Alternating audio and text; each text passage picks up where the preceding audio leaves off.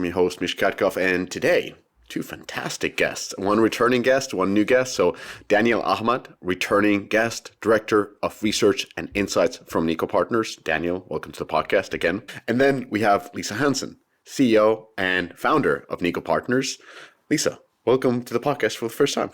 Thank you very much. I'm a fan of your pod, and I listen to both Tweeg and your podcasts, and I think it's always a lot of fun. Hopefully there's a big difference between the one that is shit talking and the other one that goes a little bit deeper. Yeah, one's a little more, I do notice the difference. One has a lot of swear words, Eric Kress. Yeah. We call it the blast radius. But let me, I'm a subscriber of your newsletter. So Niko Partners delivers the most detailed, in-depth analysis and insights into Asia, Middle East, and North Africa video games and esports market.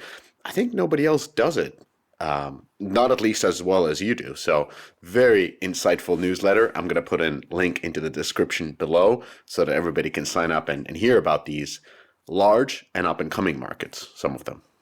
Great. Thank you. Yeah, they can subscribe to us directly or via Substack, whatever they want to do. Beautiful. So let's just jump right into it and talk about China. So that's the big one, and this is again from your reports and from your newsletters. What you've reported is China has been suddenly rolling out a lot of policies that support game and esports growth, and this comes after years of crackdown. And it was really difficult to publish any kind of games, and it was even difficult to play. Like they were putting 3 days a week when the kids could play at certain times. Like it was, authoritarian as one could expect.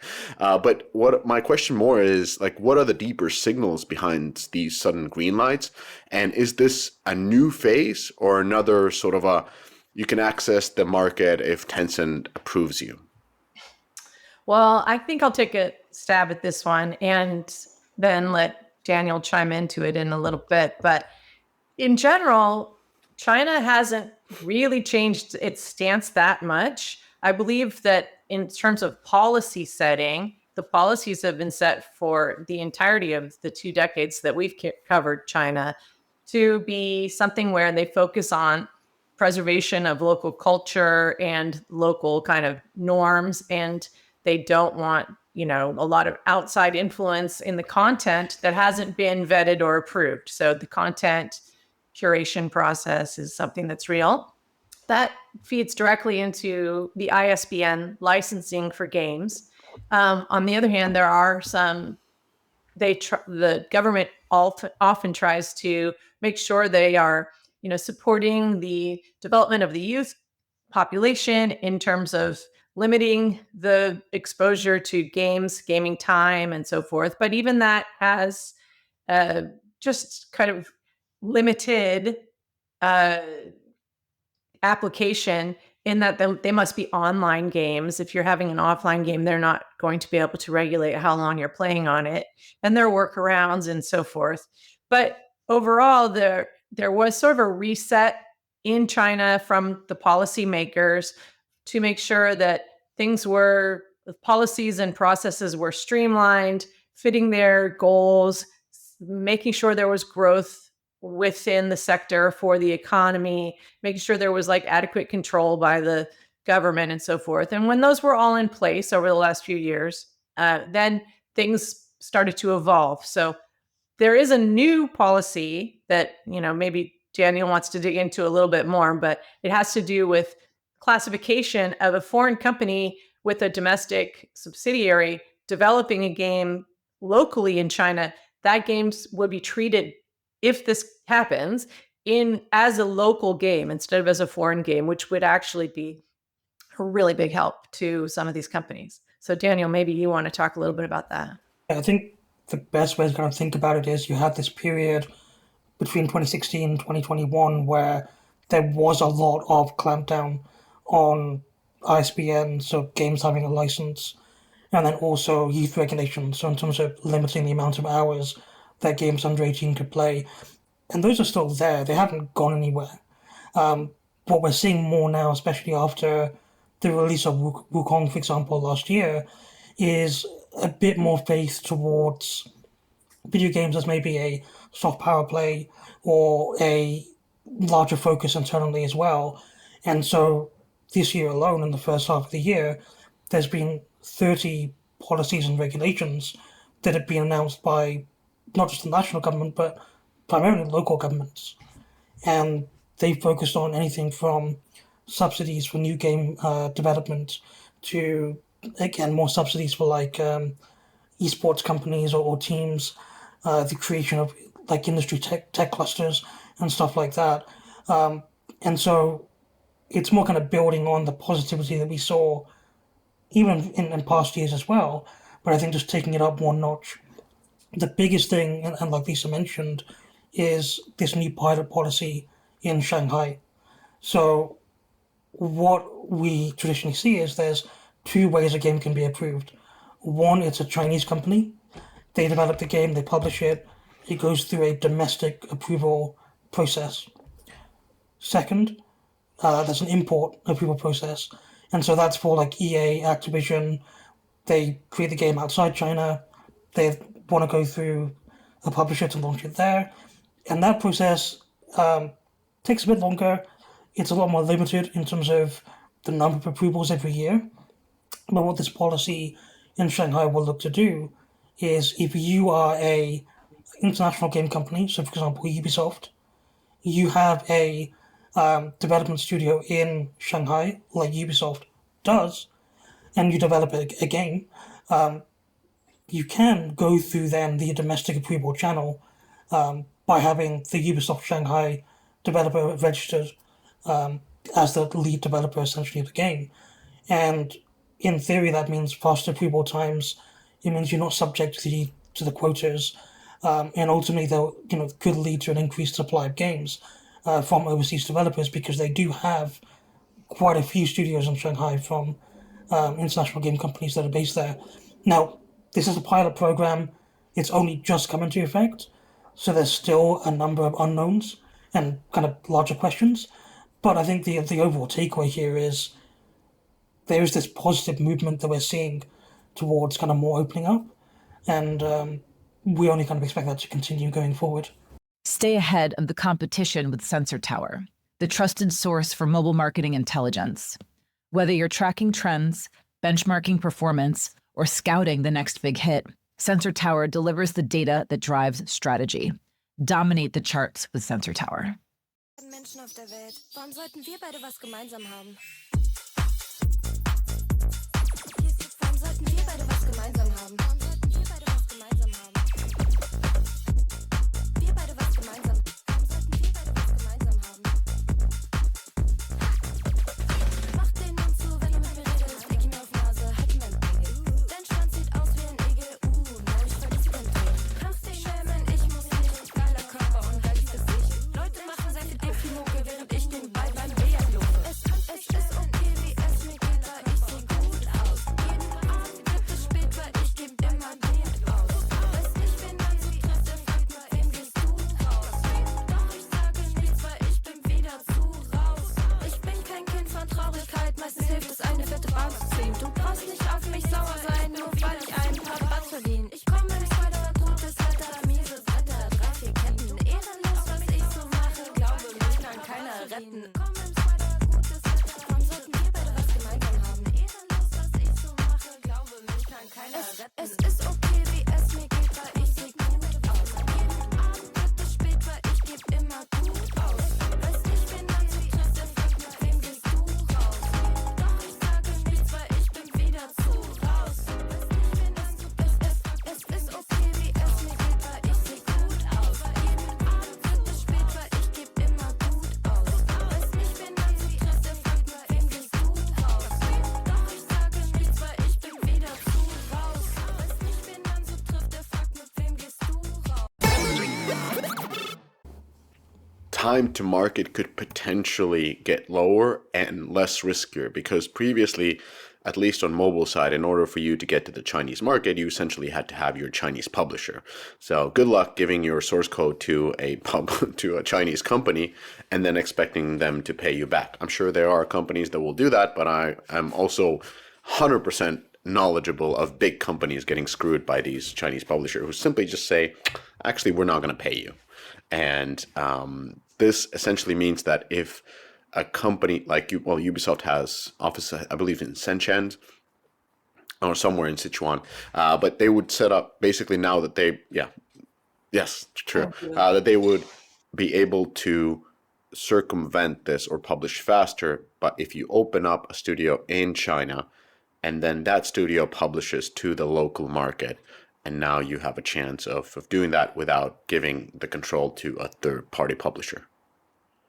To some extent, there are still requirements that that require that Chinese entity to be there, especially in kind of the publishing role.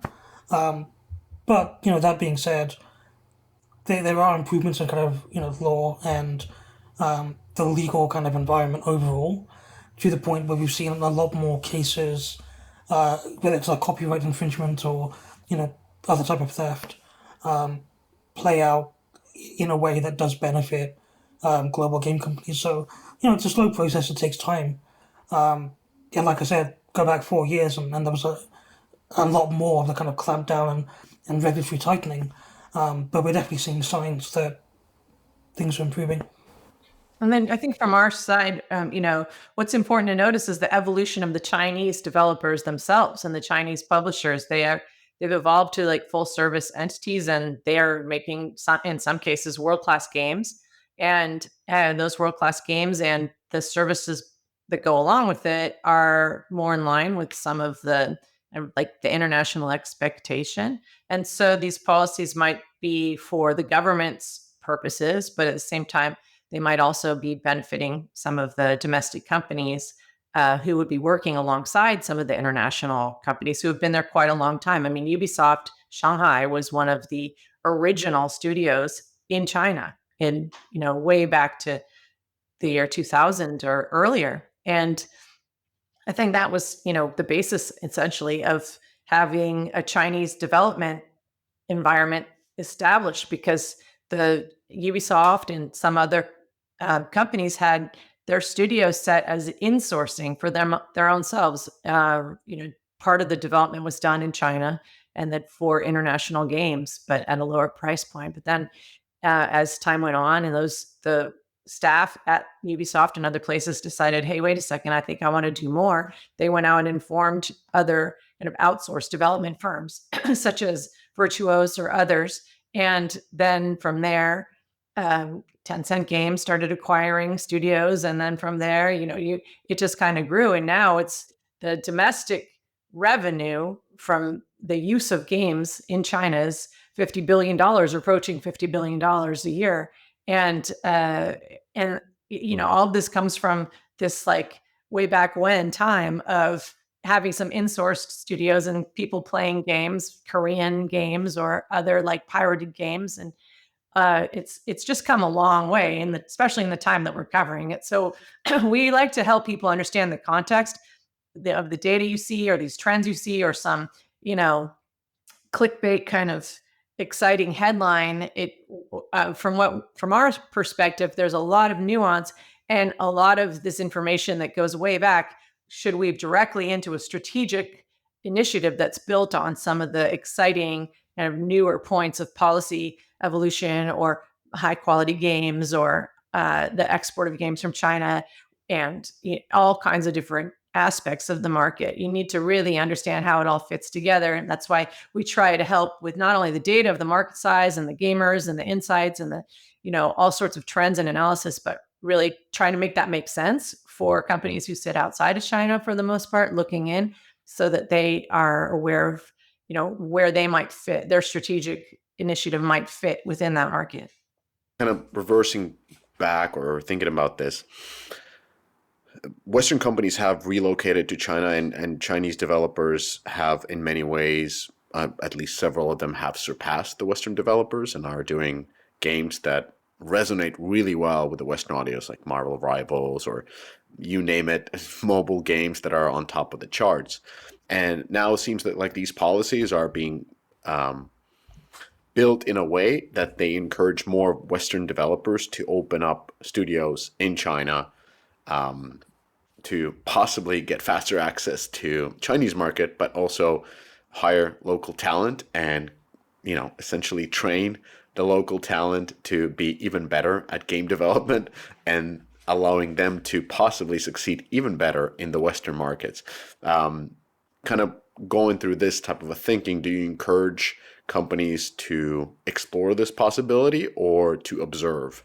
Really depends on the tenacity of the company and their appetite for risk. There is risk, well, there's risk everywhere, but there's particular risk in China for a variety of reasons. And I think if you're a company who's considering selling into the Chinese market, you may or may not want to have your own studio there just to help with hyperculturalization, to help with user acquisition, to help with monetization, to help with there are lots of different aspects of the game kind of production, distribution, publishing, support cycle that, and especially with the Chinese firewall, it's really helpful to have the publishing be on that side because that's where it needs to be. And I think it really depends on how large the company is, what's their appetite for that. And if they have already found success with partners they trust, there's no real reason to rock the boat. If this pilot program in Shanghai expands beyond Shanghai and becomes more than a pilot program, and if it does actually lend itself to finding more games that would have been categorized as import titles on the domestic ISBN list that has more approvals and so forth, and if those games happen to be it's a lot of ifs. So I think it's a game of patience, but also it's playing in China is the long game. And I think those who have the appetite for that will have more success than those who don't ever try. All right. Well put. Again, my favorite company I ever worked at was a Chinese company. Enjoy very much working with the Chinese, but I also understand that, as you said, there are risks involved. Moving into, a rival of China, so India. And what we've been seeing there, according to your reports, is nearly 750 million gamers will be in India by 2029. That's right about around the corner. So we've had previously here guests who were talking about Indian market, and it is incredibly concentrated on few companies that are actually making money there. That's how it felt. So my question to you is, how close is India becoming a monetizable market? Not maybe nearly at the level of Chinese market, but at a point where it makes sense for Western publishers to really invest into that market. Yeah, that is the big question, isn't it? I think in India, the promise of those 750 million gamers is enticing to all, and finding something that a lot of them want to play and spend money in could lead to a great deal of profitability. But right now, the India market is kind of bifurcated into games, as we would consider games, which are included in Niko Partners market models, and then real money gaming. And real money gaming is excluded from Niko Partners market models because we believe that is a distinctly different beast. And while right now you might some estimates say that the real money gaming at RMG is worth 3.5 times perhaps what traditional game is worth in China. I'm sorry, excuse me, in India. But the gap will close, and these policies are coming in at the state level in India and at the national level to make it more and more difficult to have RMG in place.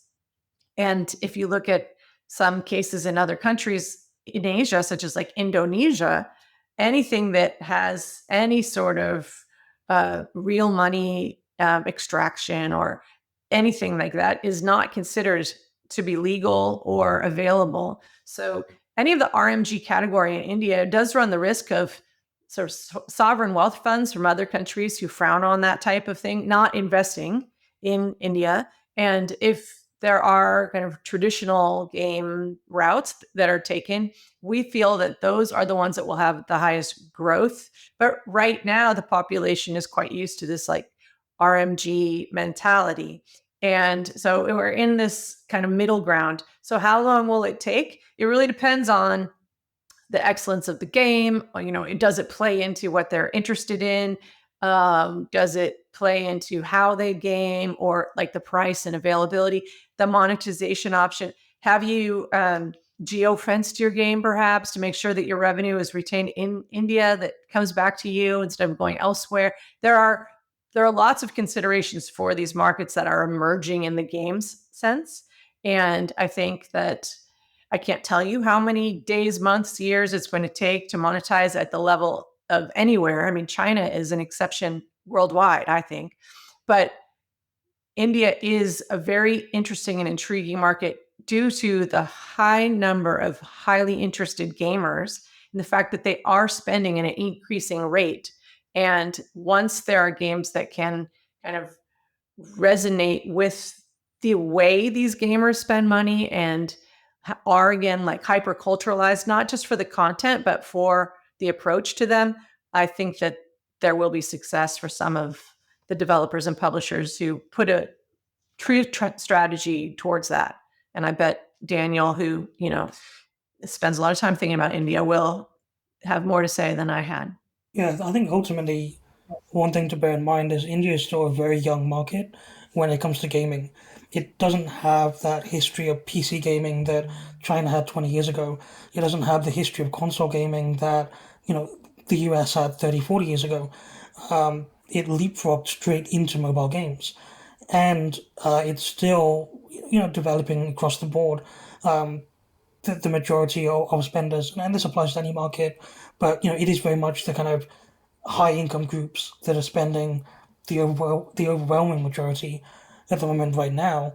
But when we kind of zoom out a bit, there's about 130 million people in India that do have the capacity to spend on mobile games and have at least once in the past across mobile and RMG. So that's already a sizable cohort that's there.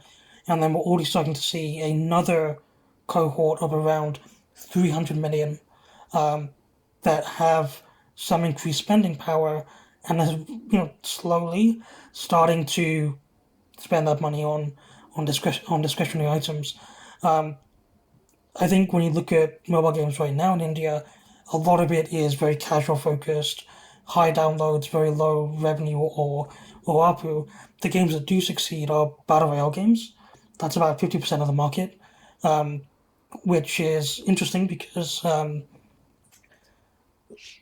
mean, battle royale isn't necessarily an India specific genre or kind of trend or theme by any means, but the fact that it's been able to do really well there with hyperlocalization as well is really impressive. But I think that also speaks to some of the untapped opportunities that we see in the market. When you look at, for example, cricket being the number one sport in India across the board by significant margin, and then when you actually look at cricket games themselves, they don't monetize to the same level as, for example, EA's FC or EA Football, Konami's eFootball. So there's definitely this kind of untapped opportunity that we see that, if you're able to build the right game for that audience, theoretically, right, there's no reason why it can't monetize to the same level or beyond football games right now. And I think it just comes down to what's the right game, how do you build it, how do you reach the cohort that is spending, and more importantly, how do you get the cohort that is starting to spend now into the market. But ultimately, India is still the fastest growing market we track, so it is growing. There is growth there. It's just a long term approach, I think, still, before we really see it spend on the same level as other markets. Web stores. You've seen what good looks like, but have you seen great? AppCharge is the direct-to-consumer platform backed by the likes of Supercell and built by monetization pros from Moon Active, Playtika, Huge Games, and others. People who know the difference. AppCharge powers over $500 million in transaction a year for top studios, optimizing every detail. Deeply personalized web store offers custom-made design, industry-leading monetization features, in-game payments, SDK, and more. 70% of top grossing games already have a web store, but the ones scaling fastest they're doing it with AppCharge. Learn more at appcharge.com. This podcast is brought to you by AppsFlyer. In today's digital world, understanding your app's journey from discovery to download is more than just insightful, it's essential. Enter AppsFlyer, the leader in mobile attribution and marketing analytics that allows you to measure the full potential of your marketing efforts, making every ad dollar work smarter. With AppsFlyer, that's your new reality. Dive deep into data-driven insights that reveal exactly where your users come from and how they interact with your app. AppsFlyer, where your app's potential meets performance. And probably the good part about it is it's much more accessible market than the key Asian markets, Yeah, for be it sure. China, Korea, or Japan. And of course, as you mentioned, hyper localization. Yeah, I would assume that you have to establish your Indian operations in order to tap into such a significant market. Culturalizing your games, using the proper payment and marketing channels to connect with this audience, as it's very different.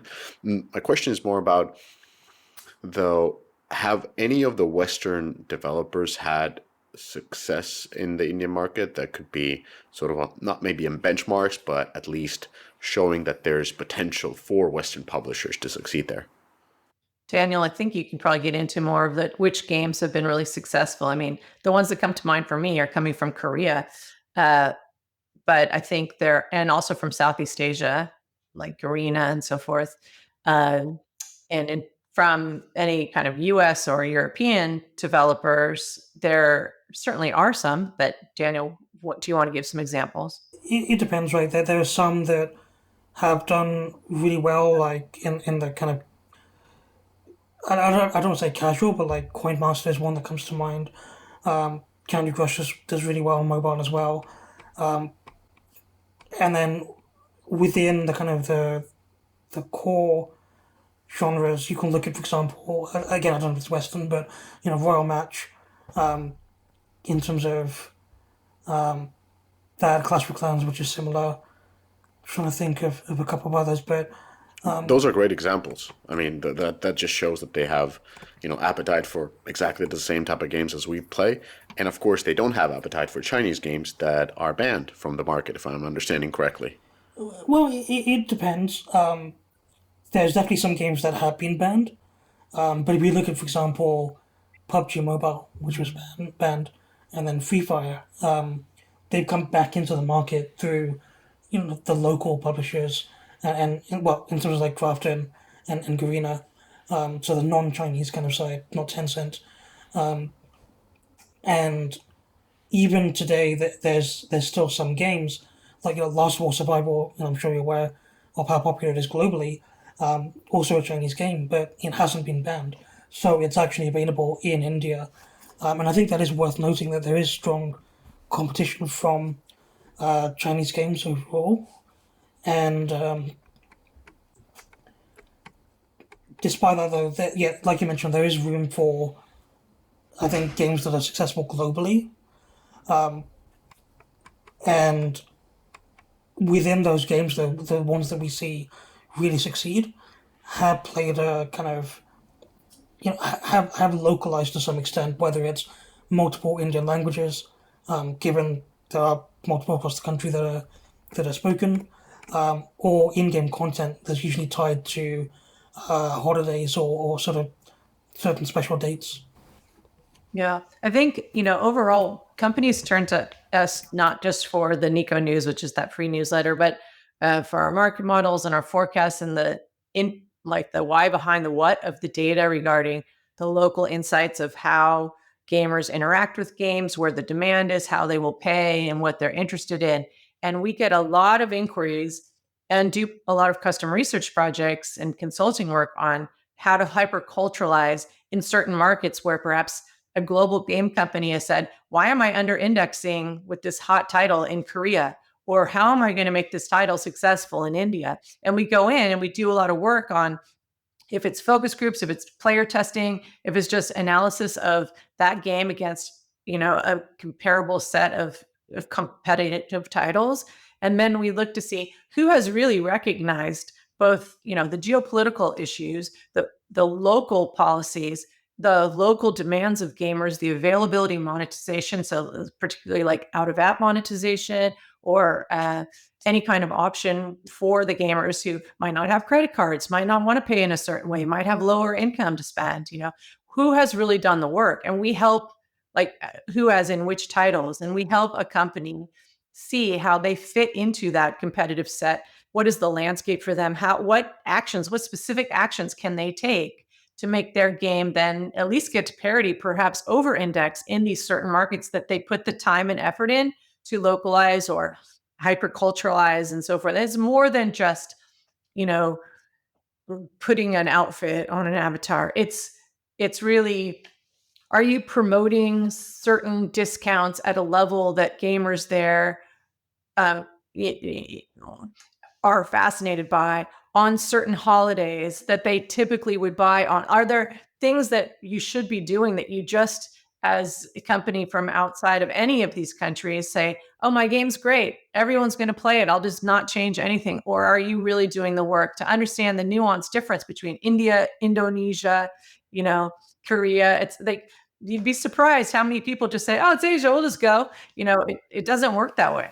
Yeah, 100%. And and as you said, it's almost like the local publishing versus the sort of we're launching this in China, so let's put a couple of pandas and some bamboo trees, and it'll fly in just perfectly. Like, it's not the look; it's more about being relevant on the right times and through the right channels and through the right influencers and the event content and marketing. It's making the gamers feel like you actually care how they want to engage with the game. Yeah. You're actually caring to make them feel like that they are heard for the way they want to spend the money, how much money they have to spend, what interests them, what really makes them mad, and who they want to pay attention to, what streaming platforms do they watch. Like, you really need to be aware. And if you're not doing the work, they'll know, and they will punish you for that. They won't play your game. Yep. Moving westwards from India and talking about MENA. So part of your report said that women now make 37% of MENA match 3 players base. That women make 37% of MENA player base. And the question kind of there is like, what type of games and genres are driving this type of a shift, and what's popular among the other female players in the MENA region? When you look at kind of the growth in female gamers we've seen, and this applies to India as well. Go back to 2021, India was I think at 12%, a bit higher than that. Now they're both creeping up towards 40% of the total player base. So I think what's interesting as well is that there isn't necessarily, do this one thing and you'll be able to reach, women gamers locally. We are seeing that there are actually, fairly equal gender splits in proportionally speaking, across core titles, right?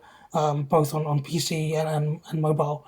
I think one thing about Asia and MENA in general is that gaming is extremely social in these regions.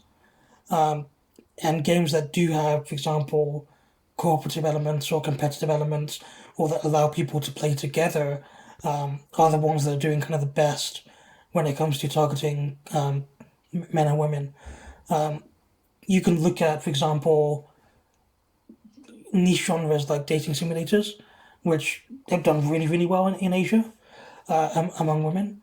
So these are games where you'll essentially form a relationship in game with a man or other companions in the game, and sure, like 90% female player base, and that's a niche that you could certainly target as a developer.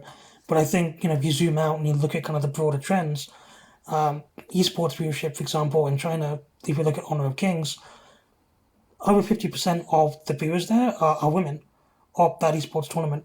Like in-person tournaments, like where they actually go to the event and sit down and watch it live. And so I think it's more about creating a game that appeals to both men and women, and actually takes the time to respect players and offer them unique experience, like I said, that is kind of social and tailored around that either competitive or co-op aspect. And if you can do that successfully, then there's no reason why this cohort of women that are now entering the game space in India and MENA, like I mentioned, won't start playing those games. Lots of we've done lots of studies on this, and our surveys always ask, we don't have any quota for male female in the surveys, and we'll see how many males are playing certain games, females are playing certain games.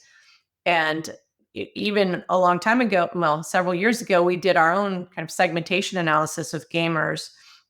And we found, this was not done in MENA, but the same holds true, that in Southeast Asia at the time, we derived this terminology called the 4 C's, because what motivated gamers to play games was competition, community, completion, and challenge.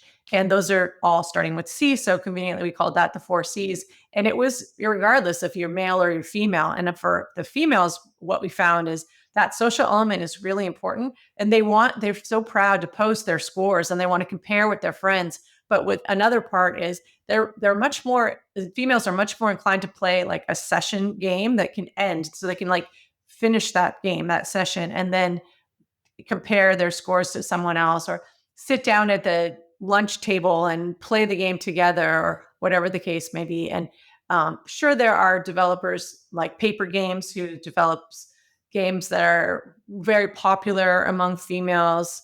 And that might be true in certain parts of Asia where those games are kind of more available. In the Middle East, that we have to be cognizant of a certain cultural reality, and you want to make sure you're not offending. And there are lots of players in our surveys who say they won't play games that are offensive to the culture. It just won't happen. And so I think women are often more cognizant of that. And in the Middle East, I think it's pretty balanced. Everybody's cognizant of that. But if you have a game that's not offensive and has these elements that gamers want to play, the females are just as likely in the Middle East to play them.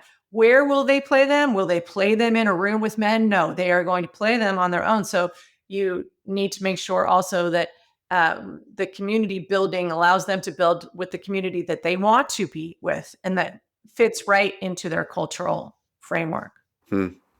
Well, talking about, how do you put it, non-offensive games? Well, I believe that GTA 5 was approved for MENA market. That feels like, I was a surprise to all. We saw that news. We're like, whoa, what just happened? Yeah. So that was a big groundbreaker. I think Daniel was the most excited about everybody for that. So I'm sure he can answer your questions on this topic. Yeah. Is this a signal of a trend that these type of, mature content games are getting greenlit? So will in the future similar type of games be greenlit as well for the MENA market? Yeah, it's an interesting question because, we've seen the Middle East undergo this massive transformation over the past decade, and there's still a lot of work to do, but seeing a game like GTA 5 be approved with no major modifications at all, I think was a surprise to the entire industry. We've seen signs that things have opened up starting in 2016 when the local regulators first introduced age rating systems that were different from PEGI and the ESRB.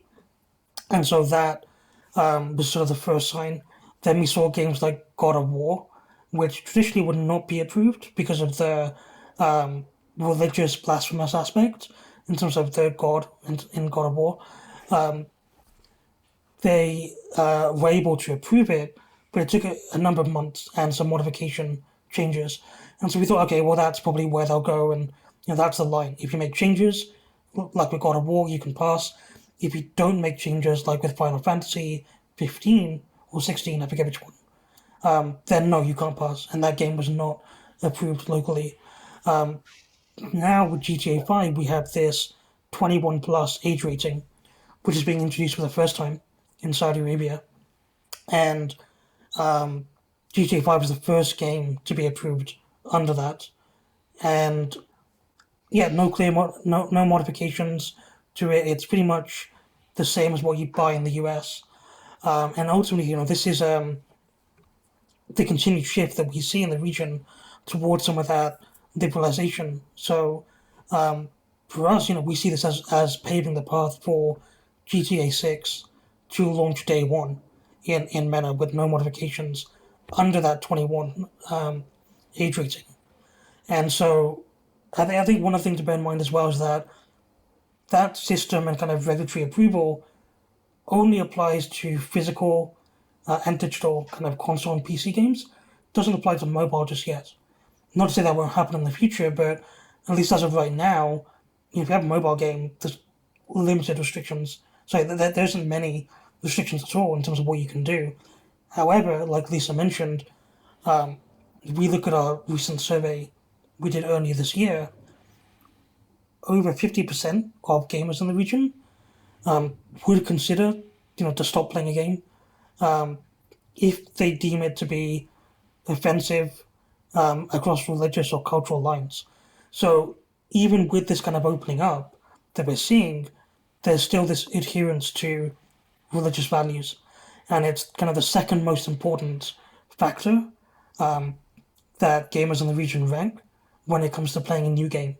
So we've seen some controversies in the past where, for example, pages of the Quran which is the holy book for Muslims, was kind of on the floor and kind of disrespectfully thrown around in a Call of Duty game. There's a massive backlash to that.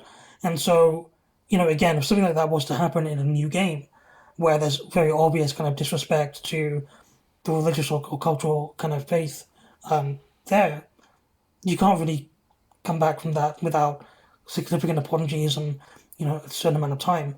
But, if you're publishing a game that has adult content that isn't necessarily offensive, we're seeing that is becoming a lot more accepted overall. Guessing where your users come from? That's so 2010. AppsFlyer is like having a cheat code for mobile marketing. Pinpoint attribution, real-time insights, and analytics that actually make sense. Stop flying blind and start flying smart. AppsFlyer, because your data is your best co-op partner.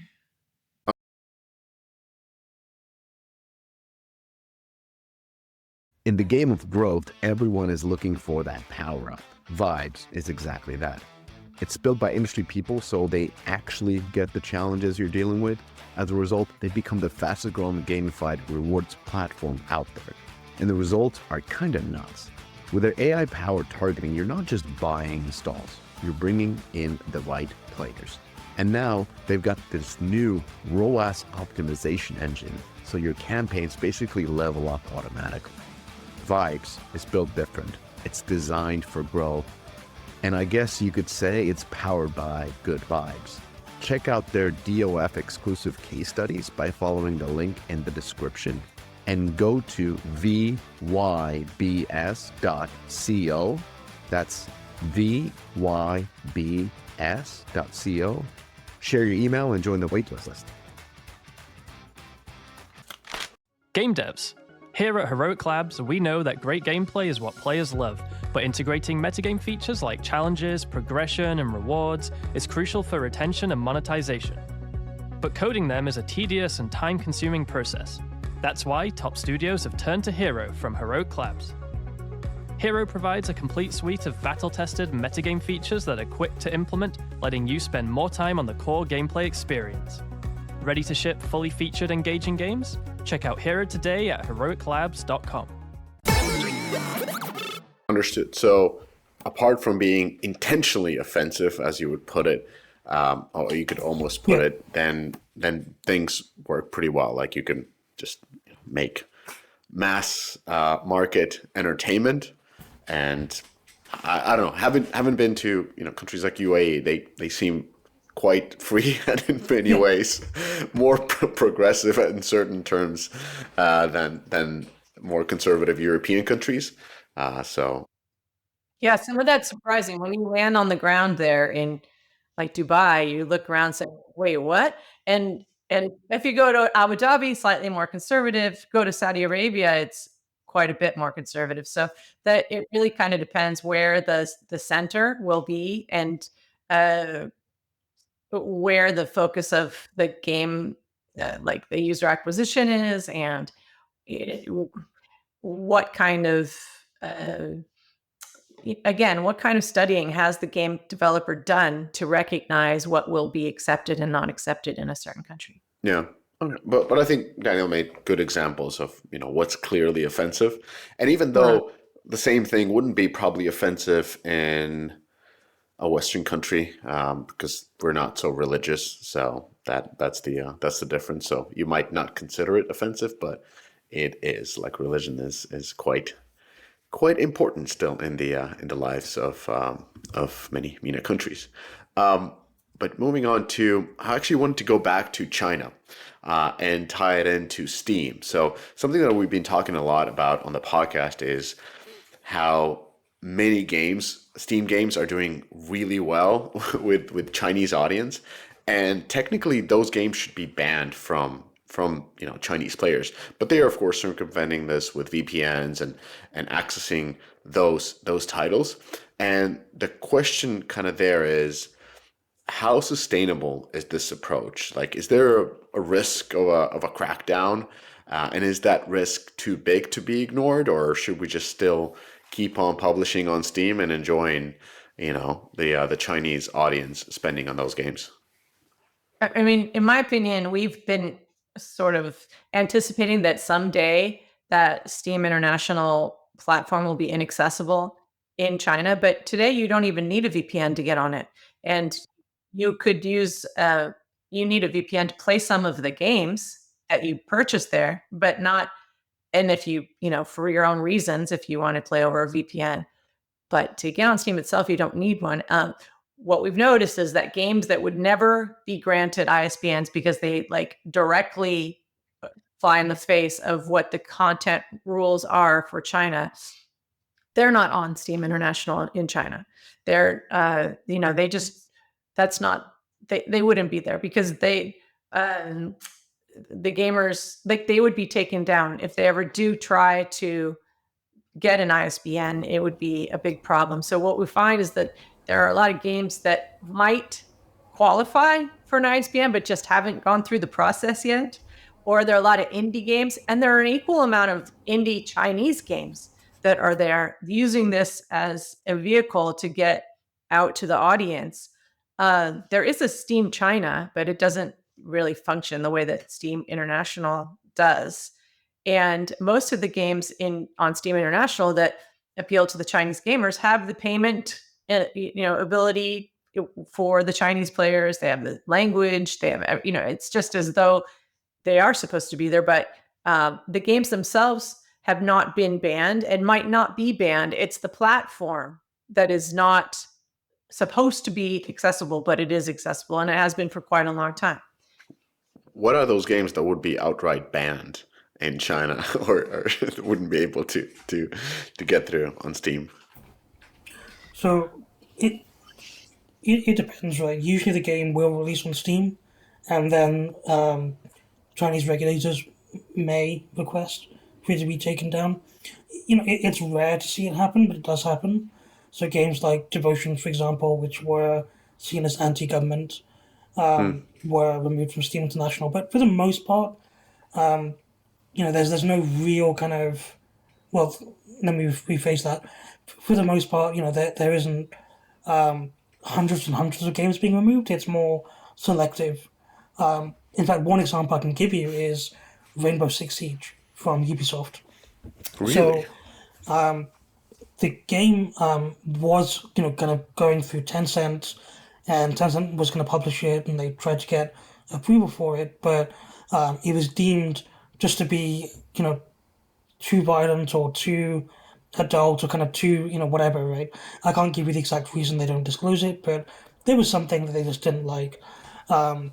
Maybe it was the storyline or something, and so that game was actually banned in terms of it was listed as this is a banned game.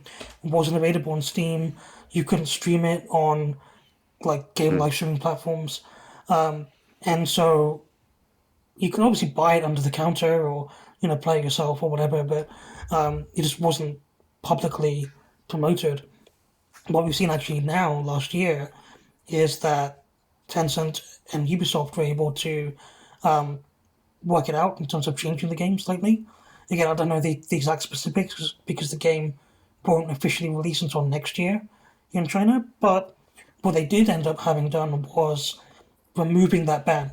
So now you can actually stream Rainbow Six Siege in China, and that's something that maybe it happens sometimes, but it was very rare.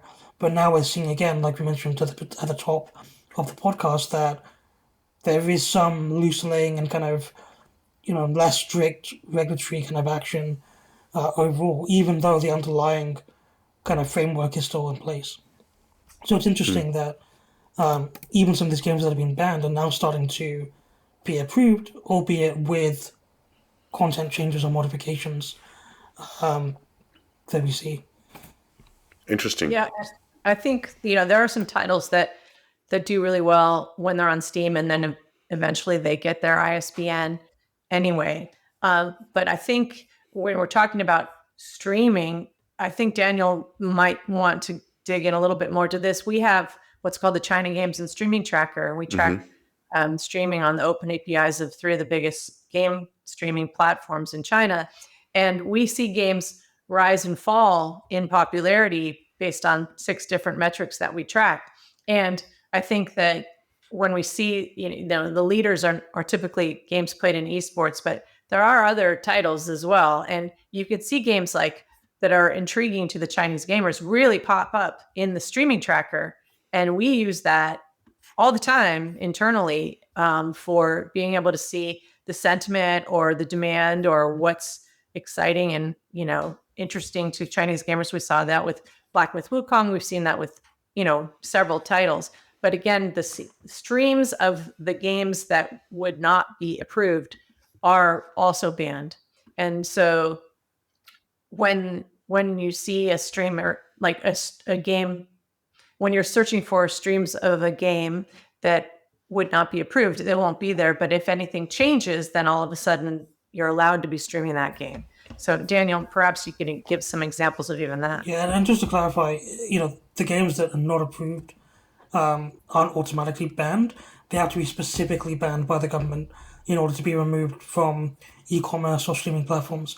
So, for example, any game that's launching today, you'll likely see it on streaming platforms in China.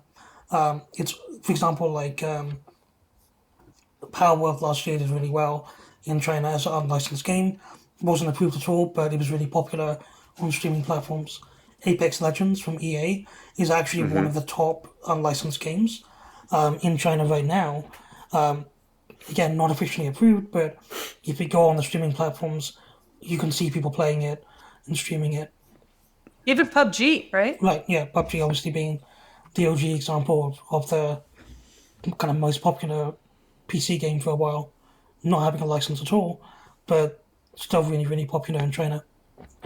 And these platforms kind of operate in a black box, unlike Twitch and YouTube. It's really easy to kind of see, okay, how many viewers does this game have?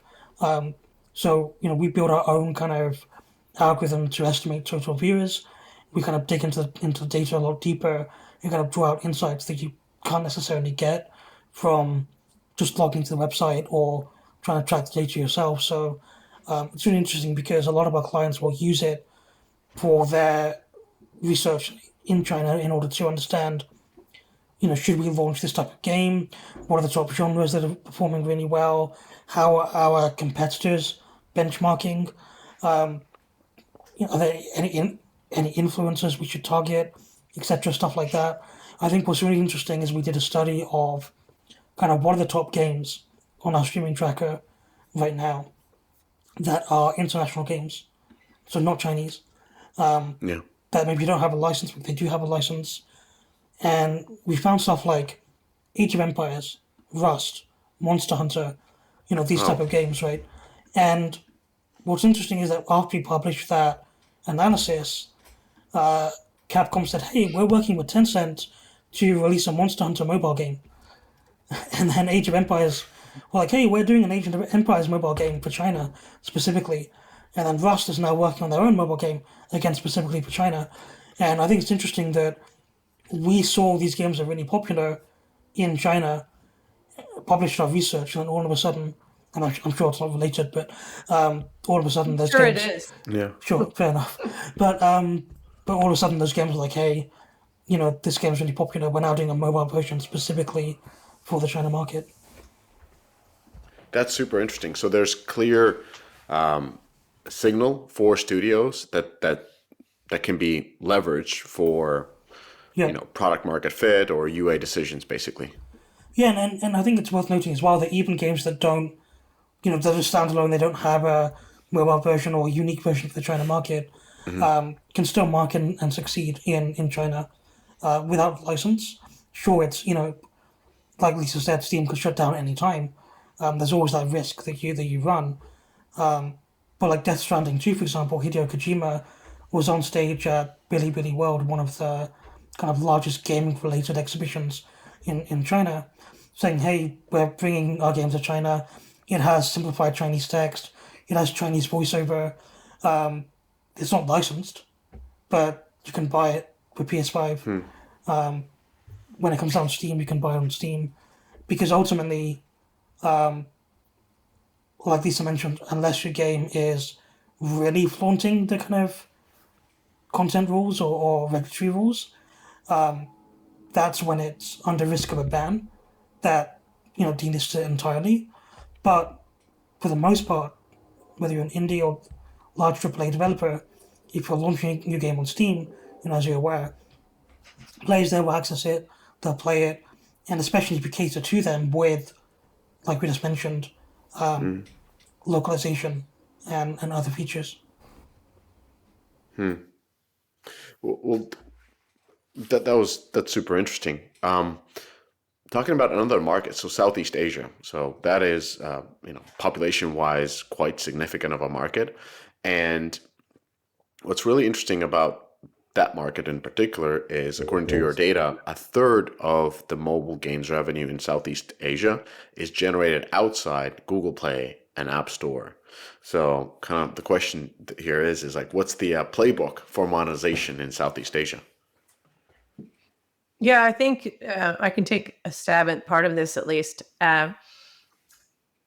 If you're looking at what is the impetus for out-of-app monetization at all, it's basically socioeconomic, right? The players might not have credit cards or the ability to access. They probably, we're talking about Android because if you have an iPhone, you're within that ecosystem. But if you're dealing with a lower end phone, there are lots of reasons why you might not kind of go through the Google Play Store. But if you have the ability to acquire a game through a third party, and it becomes cheaper and it's more available, and they most importantly, they take all kinds of payment methods that are available at the local level, then that makes it easier for the gamer to engage with the game. So that is kind of where this all started. They wanted to have access via the payments that they use locally to be able to have access to the games and pay as little as possible for the same level of service as with, if they had done it through Google Play. So now with the lawsuits and, all the different policies around the world that are impacting these kind of, gateways, I suppose, it's opened up this opportunity even broader for companies like Coda or Xsola or others to go through and build up third-party stores and whatnot. And there are a lot of local competitors to those companies too. So I think that the gamers are recognizing that they could go even direct, have like the game companies can go direct to consumer. That's one way to save a lot of money on their side, or through these third parties, and that they still save money. The developers are still saving money, and yet they have access to a broader audience. So we would say that this is going to grow. I mean, it has risen from, I think we had just 2 years ago, 3 years ago, we thought it was 22%, and now it's like up to 36% or something of use. 37. I'm terrible at quoting our own data, but I think that in general it is rising, and I see no reason why it won't continue to rise, especially in the face of all these, the Epic versus Apple or any other kind of European DMA. All this stuff is happening in the world. And is the same trend continuing also in the Western markets, or like basically what I'm asking is like, is Southeast Asia sort of a how would I put it, like a front runner or an example of what is happening elsewhere, or is it a very just unique market on its own? I mean, it could be a front runner, but I would argue that like Asia in general has been a front runner for much of the evolution of business models and systems for even PC online games or mobile games, like especially as they are served to mass audiences. I think that we have in the West a lot of lessons to learn from user acquisition and servers and so forth in China and Southeast Asia, the monetization and like the use of key opinion leaders and the use of like so many different outreach channels and again, user acquisition. I think that there are a lot of lessons there that should be applied across the world, and maybe they are already, but we don't really see them resonate as much quite yet. So I think that right now, Southeast Asia and other emerging market areas are, primed for this, but at the same time, why wouldn't it? I mean, as soon as people realize you don't have to go through Google, then why wouldn't it kind of extend? But sorry, I think I cut off Daniel. No, I was just going to add some data to what you said, essentially. When we look at gamers in Southeast Asia, in addition to over 1/3 of revenue, mobile games revenue, being outside of the app stores, over 1/3 as well say that being able to use a localized payment method is kind of their most important form of localization. So that is already a priority for them. More than 55% are using digital wallets in the region. In fact, in MENA, if you look at Egypt, for example, we found I think 70% plus use Vodafone Cash, which I'm sure not many people have heard of. But Vodafone Cash is a digital wallet that people there use because, again, credit card penetration is just so much lower. And so if you don't support that in your game or your app, you're not capturing, the potential spend. And so I think what's interesting as well is that, again, like Lisa mentioned, Asia is sort of the trailblazer as a whole, but if we zoom in on Southeast Asia specifically, 43% of gamers there have downloaded or paid outside of the App Store, like a single App Store that they use. So those that either go direct to the website or use a second App Store or whatever is almost half of the gamers there have done it at least once. Thailand really leads the way in that regard, and those that do use alternative channels, they typically play video games for 8% longer each week. But then I think, more notably, they spend 71% more per month on games than the other group. So, there's certainly an opportunity, I would say, in terms of out of app. I also think that all the points he just stated are super valid, but I think that the gamers who have less disposable income are going to seek out, the best way for their wallet to get to the games that they want to play.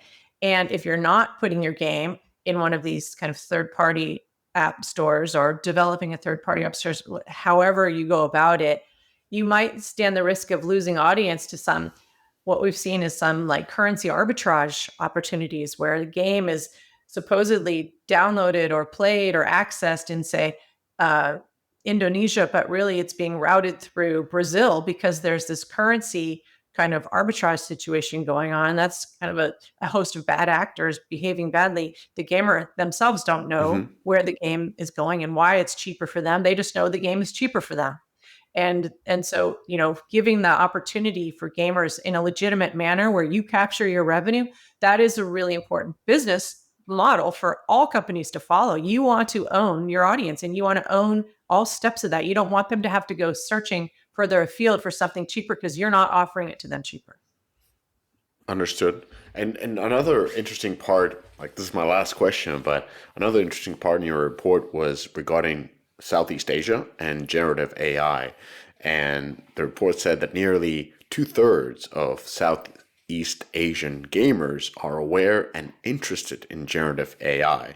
Now, the question naturally is like, why? Why is generative AI resonating more in Southeast Asia than elsewhere, the markets that you look at, meaning MENA, Middle East and North Africa, as well as East Asia?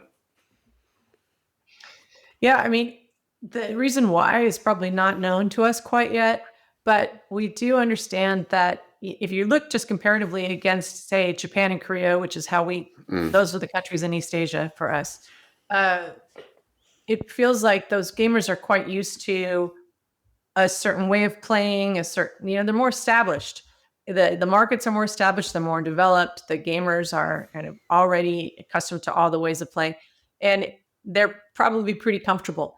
And in Southeast Asia, we can never cast a wide blanket over the 6 countries that make up Southeast Asia for us. And plus, there's countless more. I mean, they're not countless, someone could count them, but there are several more.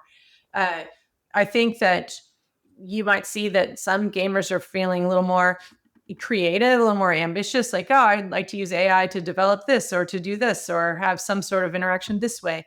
And it could be just that they are more familiar with terminology.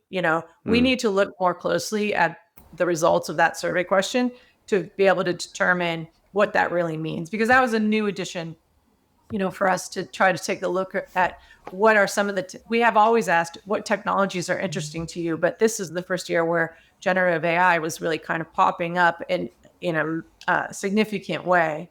And it's only been with the mass audience for a couple of years anyway, through ChatGPT or any other kind of agent tool. And so when we look at why the reasons are, we don't know exactly why quite yet, but it is in line with other kind of analysis by other companies besides Niko, not necessarily in the games space, but recognizing that generative AI is really important in certain parts of the world. I think it's worth noting as well, so I'll be quick, that generative AI awareness is actually quite high across all the markets we track. So it's not like people definitely now, compared to a few years back for sure, are very aware of it. It's the interest level that differs. And for what it's worth, interest is actually, I wouldn't say high, but like in China, it's like 45%. And in a few other markets, it's similar. Japan is the lowest, because again, that's quite established as a market. But when we actually ask the gamers themselves, okay, you're interested in this technology being applied to games, what is it you want to see? It's not necessarily, oh, we want a game designed by AI and the developers to use it and be more efficient or whatever, which I think makes sense. It's more a case of, we want to create content with this, we want to interact with a smart NPC in the game, we want it for some type of storytelling element. So it's more about how they can interact or personalize or, kind of use AI in a way to enhance the game for themselves, and not necessarily have the game built with AI. And I think that's also somewhat reflected in some of the user reviews we've seen for certain games. You could look at like Justice Online in China, and people actually really enjoy the kind of smart NPC element of that game. They call it half-baked, or like it needs more work, because of course it does. But that's fun. You then look at some other games where, okay, the game's just built with AI, and there's a bit of a backlash because they see it as kind of poor quality, not up to scratch, not what they're used to. And so I think, if developers are to use AI to develop the game entirely, there's a certain quality threshold that games across all the markets we track certainly expect. But at least as of right now, they're more interested in kind of the user-generated content side for themselves. And just regarding this, like there is, of course, I don't know if it's a negative perception, but it is cautious. In some circles, it is negative perception regarding generative AI when we're talking about Yeah. game developers, because naturally game developers are worried for their jobs, and yeah, it makes sense to have this perception. But for consumers, like comparing Southeast Asian players to other regions, like do you is there any kind of negative perception, or is this generative AI only seen as an opportunity? It's hard to say because we don't necessarily compare to Western markets directly. So we can only kind of glean what Western game markets are saying versus what our actual data says for Asia. But generally speaking, what we seem to see is that there is more positivity around AI as a whole in Asia compared to the West.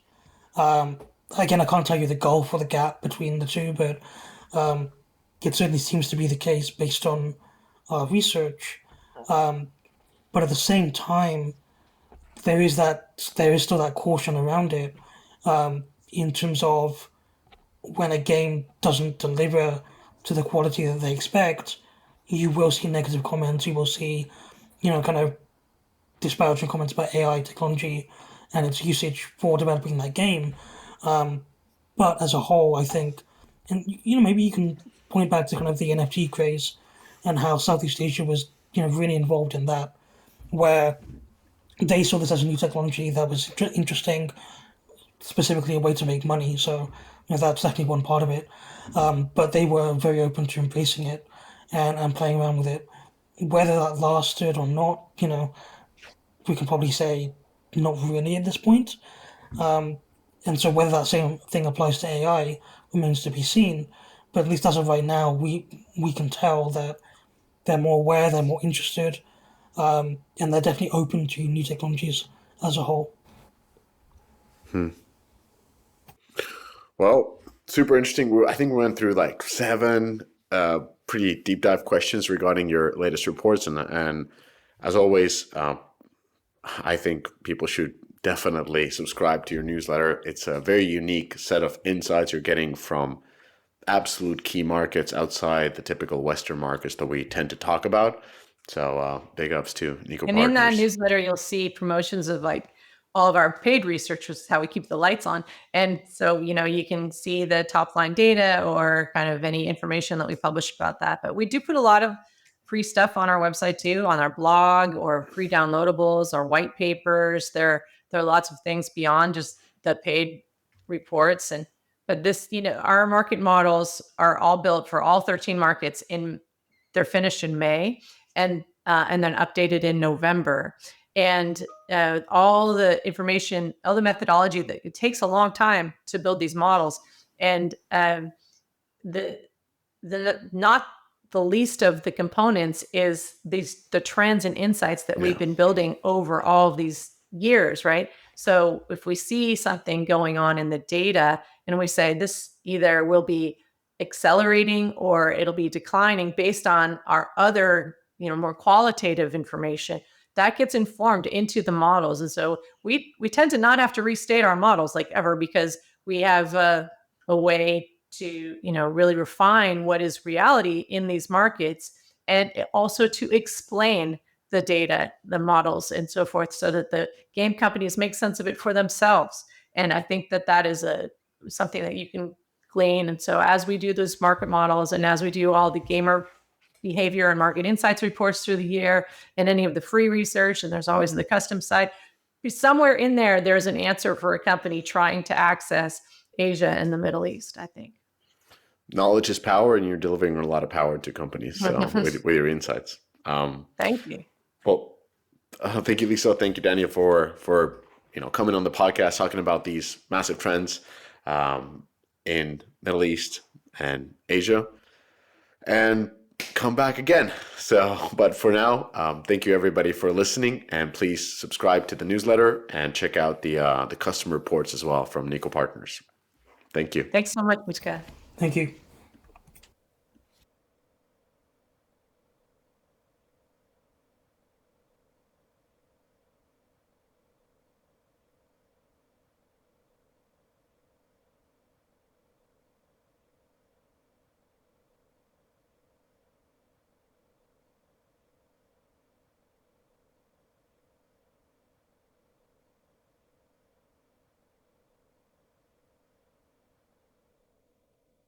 You did it. You made it to the end of the episode. As a fan of the show, it would help us out if you'd subscribe and leave us a review on the podcast service of your choice. Those stars and likes, while a small action on your part, mean a lot to us and help to grow the show. More importantly, are you a member of the Deconstructor of Fun Slack group? If you have 5 years or more of games industry experience, go to deconstructoroffun.com/Slack and apply to join. Join the games industry best professional community filled with peers always willing to lend a hand, or subscribe to our newsletter to get all the latest insights from the Deconstructor of Fun content creators. Thanks for listening.